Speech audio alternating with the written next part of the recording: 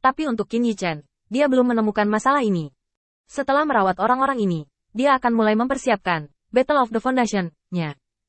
Meskipun ada banyak orang sekarang, dan ada banyak dukungan di dunia peri, Qin Yichen juga sangat jelas bahwa ini hanya sementara. Mereka hanya memilih diri sendiri ketika Mahkamah Agung terlalu lemah. Jika ada orang lain, sebagai pembangkit tenaga listrik veteran di dunia peri, yang angkat bicara, maka kemungkinan orang-orang ini mau mengikutinya akan sangat berkurang. Saat Qin Yichen menyaksikan pertempuran terakhir dengan ras iblis di wilayah bintang Huotu, ada raungan burung phoenix lainnya di langit. Qin Yichen mendongak dengan curiga, dan melihat burung phoenix perlahan menunjukkan wajah aslinya di langit. Dan ini adalah perekrutan seseorang yang lulus ujian Gunung Fengming. Sebelum Qin Yichen bisa melihat lebih banyak, lelaki tua berjubah hitam itu datang ke Qin Yichen. Tuan muda, apakah kamu tahu mengapa ini terjadi? Menurut akal sehat, dalam 100 tahun, satu orang dapat dipromosikan menjadi salah satu dari 100 tetua. Apakah mungkin untuk melanggar peraturan ini? Qin Yichen menghela nafas. Mahkamah Agung tetap tidak mau menyerah. Setelah Qin Yichen, Mahkamah Agung masih menemukan cara untuk melawan. Tentu saja ada. Mahkamah Agung hanya perlu memenangkan Yang Mulia untuk menghindari pembatasan sekali dalam 100 tahun. Jika saya tidak salah, seharusnya Ye Huang Mutian Liang. Ketenangan Qin Yichen membuat lelaki tua berjubah hitam itu sedikit bingung dan mau tidak mau bertanya. Apakah kamu benar-benar tidak khawatir sama sekali? Qin Yichen hanya menatap lelaki tua berjubah hitam itu dan kembali ke mejanya. Salah satu isi terpenting dari percobaan Gunung Fengming adalah mendapatkan aturan negeri dongeng yang disampaikan oleh Phoenix. Jika Anda memiliki pertanyaan, Anda dapat menemukan jawabannya di aturan. Tanggapan seperti itu membuat lelaki tua berjubah hitam itu ragu sejenak. Jika menurut pernyataan Qin Yichen, maka semua ini sesuai harapannya. Artinya, orang yang melanggar aturan ini pasti akan muncul. Dan itu adalah peristiwa yang tak terhindarkan dan tak terhindarkan. Bukan fenomena kebetulan. Di bawah premis seperti itu, Qin Yichen tidak memiliki tindakan pencegahan. Baik karena dia memiliki kepercayaan penuh, atau dia benar-benar tidak berdaya. Dua kasus ekstrim yang sangat berbeda. Pria tua berjubah hitam itu memandang Qin Yichen, tetapi sebelum dia dapat berbicara, Qin Yichen mengatakannya. Menurut spekulasi saya, rencana selanjutnya dari Mahkamah Agung Ilahi adalah untuk membuat sensasi, menunjukkan bahwa saya tidak dapat dibandingkan dengan orang-orang yang mereka rekrut sekarang.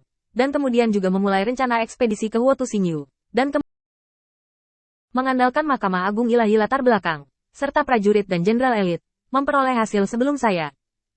Jika Anda ingin berspekulasi lebih hati-hati, maka saya pikir akan ada proses perselisihan, memungkinkan saya dan kandidat mereka untuk memasuki Huotu Xingyu pada saat yang sama, dan memberi saya kematian yang layak dalam pertempuran. Ratusan tahun kemudian, berikan saja padaku percikan air kotor. Saat itu, tentara akan dikalahkan seperti gunung. Dan tidak ada yang bisa mengubah hasilnya. Qin Yichen melihat pemandangan di depannya dengan ringan dan menggelengkan kepalanya. Dia benar-benar tidak memiliki banyak pemikiran lain tentang masalah ini.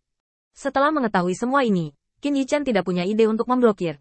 Itulah sebabnya dia harus meningkatkan perang salib ini.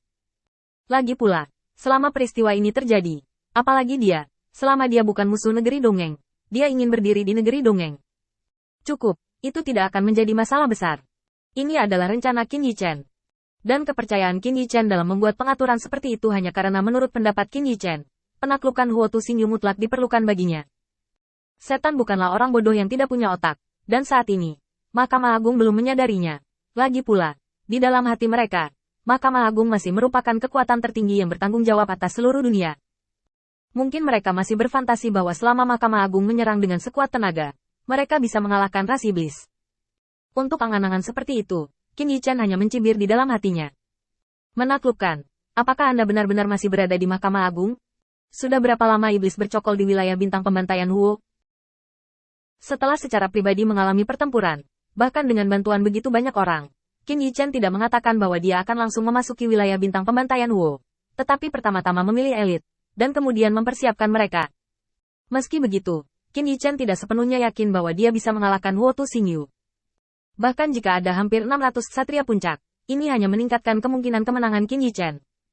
Intinya, ini tidak cukup. Untuk ras iblis, begitu serangan Mahkamah Agung dimulai, itu adalah pertempuran untuk memusnahkan klan. Mereka harus mengambil sikap dan kepercayaan diri yang sesuai untuk menghadapinya, yang pasti akan menjadi pertempuran yang mematikan.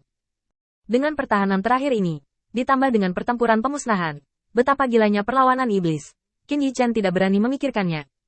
Qin Yichen tidak berani gegabah jika ingin mengalahkan lawan seperti itu. Dan Mahkamah Agung sangat suka melempar, lalu biarkan mereka pergi. Bagaimanapun, tenaga yang rusak tidak akan menjadi kroni Qin Yichen.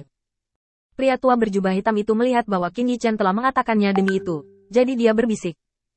Tuan Guang, masalah ini sebenarnya tidak sulit, atau saya akan memimpin seseorang untuk mencegat orang ini. Orang yang berpartisipasi dalam percobaan Gunung Fengming tidak akan pernah melebihi kekuatan Dewa Liar.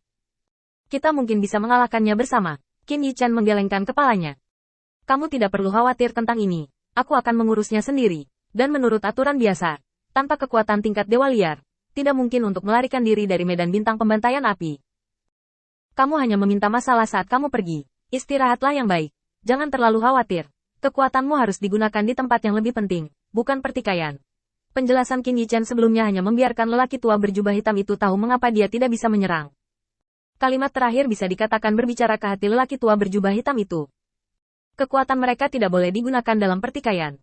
Meskipun kekuatan Immortal Realm kuat sekarang, sudah ada beberapa masalah di dalamnya. Butuh waktu lama untuk menyelesaikan masalah-masalah ini.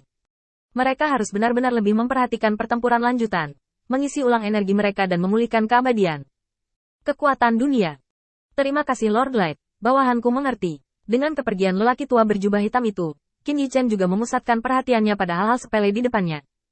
Di mana kemampuan paling penting untuk memimpin pasukan? Yang paling penting adalah kata, perintah. Begitu banyak orang. Penjadwalan pikiran dan tindakan mereka yang terpadu sudah cukup untuk menyebabkan sakit kepala. Apa yang perlu dilakukan Qin Yichen sekarang adalah memberi beberapa kroninya kesempatan untuk melatih keterampilannya dan sampel untuk demonstrasi.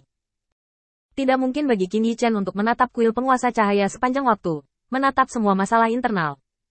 Di masa depan, Qin Yichen tidak dapat menangani komando tentara sendirian, dan tidak dapat dihindari untuk menumbuhkan lapisan